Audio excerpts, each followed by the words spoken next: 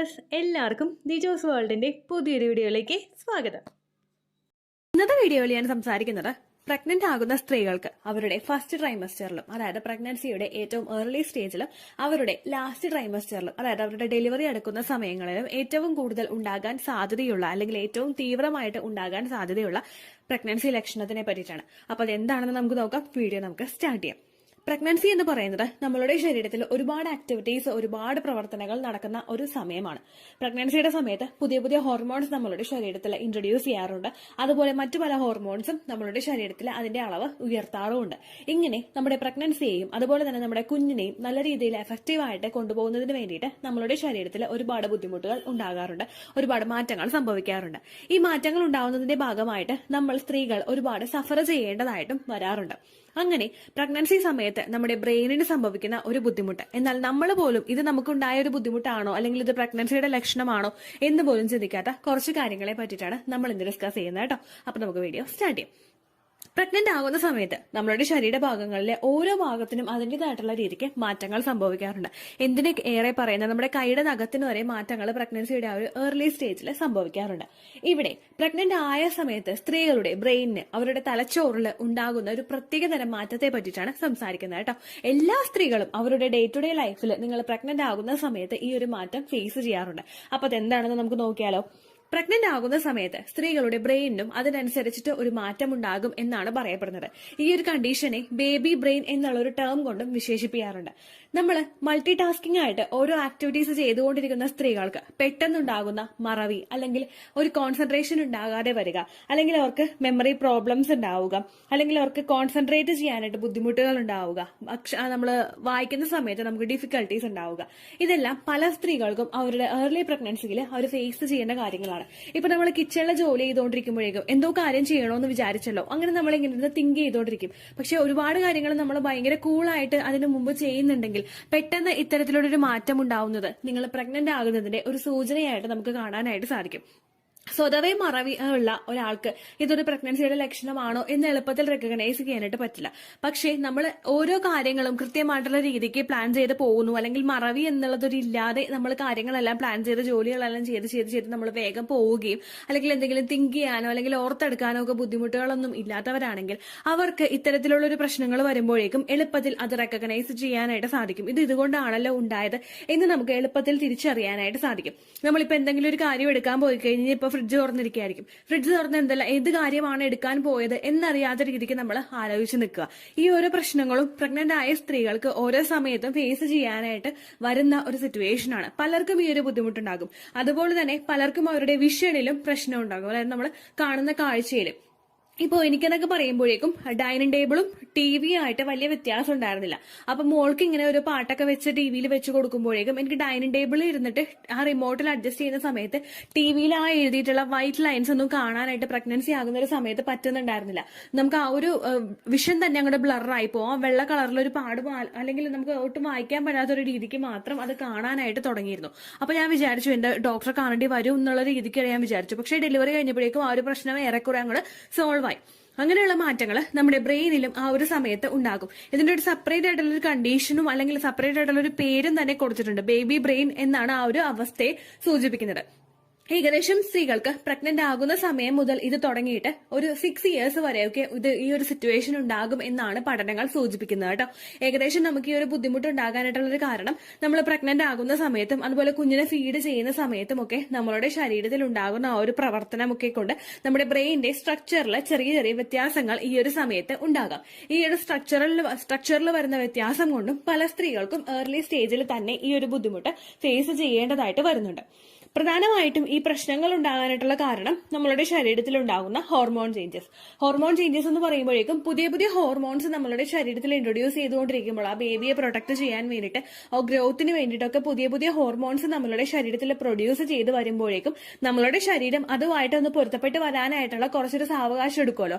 ആ ഒരു ഇതിന്റെ ഭാഗമായിട്ട് നമുക്ക് ആ ഒരു ഫസ്റ്റ് ട്രൈമസ്റ്ററിൽ ഏറ്റവും കൂടുതൽ ഈ ഒരു ലക്ഷണങ്ങൾ ഉണ്ടാവാറുണ്ട്. അതിനുശേഷം നമുക്കുണ്ടാവുന്ന അടുത്തൊരു റീസൺ എന്ന് പറയുന്നത് നമുക്ക് കൃത്യമായിട്ട് ഉറക്കം കിട്ടാതെ വരിക. നമ്മൾ ഉറങ്ങിയിട്ടില്ല എങ്കിൽ ഒരുപാട് ആക്ടിവിറ്റീസ് നമ്മളുടെ ശരീരത്തിൽ നല്ല രീതിക്ക് നോർമൽ ആയിട്ട് നടക്കില്ല. അപ്പോൾ ഈ ആക്ടിവിറ്റീസ് ഒക്കെ നമ്മൾ കുറയുന്നതിന്റെ ഭാഗമായിട്ട് നമ്മുടെ ബ്രെയിനിനും അതിനനുസരിച്ച് അതിനനുസരിച്ചിട്ടുള്ള ബുദ്ധിമുട്ടുകൾ ഉണ്ടാകാം. ഈ ബുദ്ധിമുട്ടും നിങ്ങളിൽ ഇത്തരം പ്രശ്നങ്ങൾ ഉണ്ടാവുന്നതിന് അത് വേഴ്സ് ആവുന്നതിനും കാരണമാവുന്നു. അടുത്തൊരു റീസൺ എന്ന് പറയുന്നത് നമ്മളിൽ ഉണ്ടാകുന്ന സ്ട്രെസ്സും ആൻസൈറ്റിയും. നമുക്ക് പ്രഗ്നന്റ് ആകുന്ന സമയം മുതൽ ഓരോ സ്ത്രീയും ഓരോ കാര്യങ്ങൾ ആലോചിച്ച് ടെൻഷൻ ആകാറുണ്ട്. കാരണം പ്രീവിയസ് ആയിട്ട് മിസ്കാരേജ് ഹിസ്റ്ററി ഉള്ളവരാണെങ്കിൽ ഇത് മിസ്കാരേജ് ആകുമോ, അല്ലെങ്കിൽ എനിക്ക് ഇന്ന ലക്ഷണങ്ങളില്ല, അത് ഹെൽത്തി പ്രഗ്നൻസിയുടെ അല്ലേ, അല്ലെങ്കിൽ കുഞ്ഞിന് ഹാർട്ട് ബീറ്റ് ഉണ്ടാവുമോ, കുഞ്ഞിന് ഗ്രോത്ത് ഉണ്ടാവുമോ, അല്ലെങ്കിൽ ഓരോരോ കാര്യങ്ങൾ നമ്മൾ ആലോചിച്ച് നമ്മൾ ടെൻഷൻ ആയിക്കൊണ്ടിരിക്കുന്നു. ഈ പ്രവർത്തനങ്ങളുടെ ഭാഗമായിട്ടും നമ്മുടെ ബ്രെയിനിൽ ഇത്തരത്തിലുള്ള ബുദ്ധിമുട്ടുകൾ ഉണ്ടാകാം. ഈ ഒരു ടെൻഷനും സ്ട്രെസ്സും ഒക്കെ പ്രഗ്നന്റ് ആകുന്ന സമയത്ത് സ്ത്രീകളിൽ നോർമൽ ആയിട്ടുള്ള ഒരു കാര്യമാണ്. പക്ഷെ അത് അതിന്റെ എക്സ്ട്രീമിലോട്ട് പോയി കഴിഞ്ഞാൽ ഒരുപാട് ബുദ്ധിമുട്ടുകൾ നമുക്ക് ആ പ്രഗ്നൻസി സമയത്ത് ഫേസ് ചെയ്യേണ്ടതായിട്ട് വരും. പ്രഗ്നന്റ് ആകുന്ന സ്ത്രീകളുടെ ഹോർമോൺ ചേഞ്ചസ് കൊണ്ടും മൂഡ് സ്വിങ്സ് കൊണ്ടും അവർക്ക് ആ ഒരു സ്ട്രെസ്സും ആൻസൈറ്റിയും നോർമലി ഫേസ് ചെയ്യേണ്ടതായി വരുന്നു.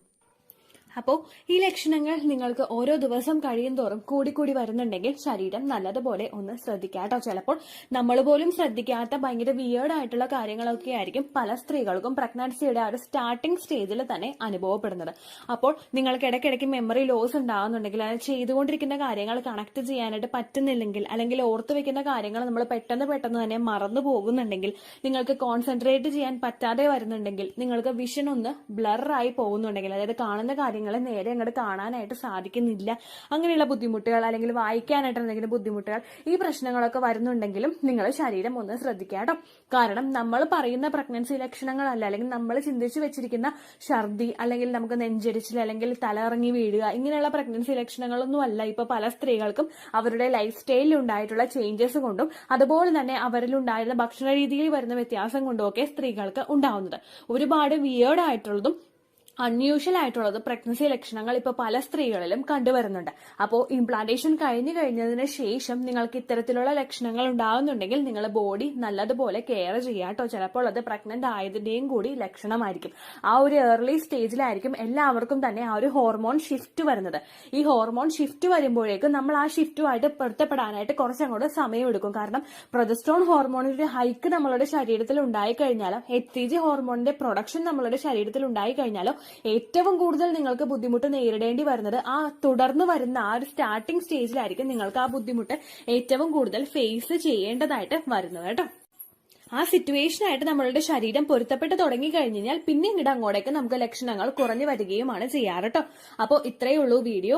യൂസ്ഫുൾ ആയി കാണുമെന്ന് വിശ്വസിക്കുന്നു. ഭയങ്കര വിയേർഡ് ആയിട്ടുള്ള ഒരു പ്രഗ്നൻസി ലക്ഷണമാണിത്. പക്ഷെ നിങ്ങൾക്ക് ഉണ്ടാകുന്നുണ്ടെങ്കിൽ നിങ്ങൾ ശ്രദ്ധിക്കുക കേട്ടോ.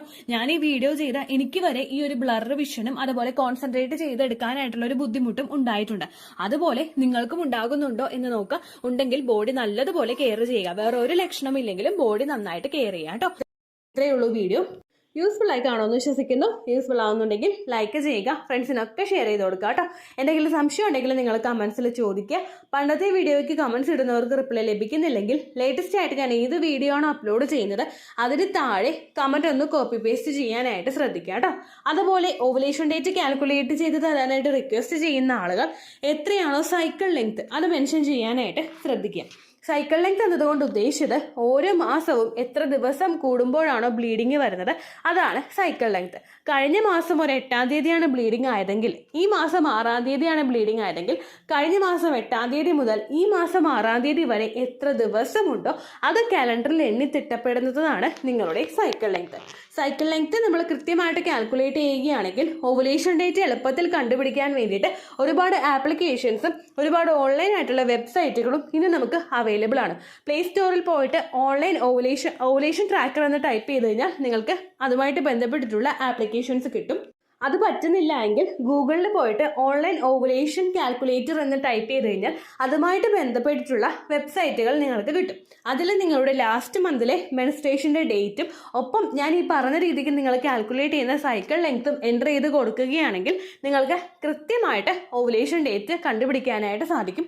ഫെർട്ടൈൽ ടൈം പീരീഡും നിങ്ങൾക്ക് കിട്ടും. അതായത് എത്ര ദിവസം മുതൽ കോൺടാക്ട് ചെയ്ത് തുടങ്ങിക്കഴിഞ്ഞാൽ നിങ്ങൾ പ്രഗ്നൻ്റ് ആകും എന്നുള്ളൊരു ഡേറ്റും നിങ്ങൾക്ക് പ്രോപ്പറായിട്ട് കിട്ടും കേട്ടോ. ഇത് കാൽക്കുലേറ്റ് ചെയ്യുന്ന സമയത്ത് സൈക്കിൾ ലെങ്ത് കാൽക്കുലേറ്റ് ചെയ്യുന്ന സമയത്ത് നിങ്ങളുടെ ആ ഒരു കലണ്ടറിൽ നോക്കി തന്നെ നിങ്ങൾ കാൽക്കുലേറ്റ് ചെയ്യുക. പല മാസങ്ങളിലും 30-31 ദിവസമുണ്ട്. അതുകൊണ്ടാണ് അങ്ങനെ പറഞ്ഞത്. ഒപ്പം നിങ്ങൾക്ക് ബ്ലീഡിങ് തുടങ്ങിയ ദിവസത്തിന് വേണം നിങ്ങൾ ഡേ 1 ആയിട്ട് എടുക്കാൻ വേണ്ടിയിട്ട്. സ്പോട്ടിങ് തുടങ്ങിയ ദിവസത്തിനെ, അതായത് ചെറുതായിട്ട് ഡിസ്ചാർജ് പോയി തുടങ്ങിയ ദിവസത്തിനെ നിങ്ങൾ കൺസിഡർ ചെയ്യേണ്ട ആവശ്യം ഇല്ല കേട്ടോ. അപ്പോൾ ഇത്രയേ ഉള്ളൂ വീഡിയോ. അടുത്തൊരു വീഡിയോ ആയിട്ട് നമുക്ക് വീണ്ടും കാണാം. ബൈ.